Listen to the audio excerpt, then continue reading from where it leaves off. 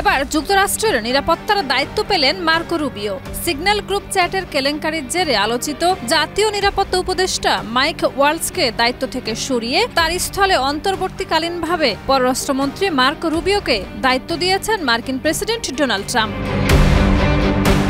Reuters জানিয়েছে এটি ট্রাম্পের দ্বিতীয় মেয়াদের শুরু থেকে এখন পর্যন্ত সবচেয়ে বড় অভ্যন্তরীণ রদবদল। তবে ওয়ালজকে একেবারে সরিয়ে না দিয়ে জাতিসংঘে যুক্তরাষ্ট্রের পরবর্তী রাষ্ট্রদূত হিসেবে মনোনীত করার ঘোষণা দিয়েছেন ডোনাল্ড ট্রাম্প।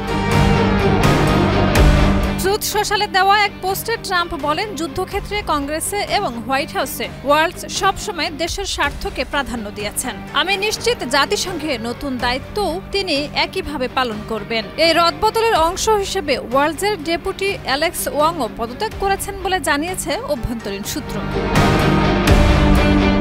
সাম্প্রতিক এক ঘটনায় ওয়ালজের নেতৃত্বাধীন একটি সিগন্যাল গ্রুপ চ্যাটে ভুলবশত যুক্ত হন এক সাংবাদিক, যার মাধ্যমে ইয়েমেনে যুদ্ধ পরিকল্পনা তথ্য ফাঁস হয়ে যায়।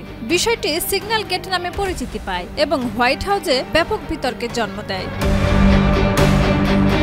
প্রায় ৫ দশক পর প্রথমবারের মতো মার্কো রুবিও একই সঙ্গে পররাষ্ট্রমন্ত্রী ও জাতীয় নিরাপত্তা উপদেষ্টার দায়িত্ব পালন করবেন।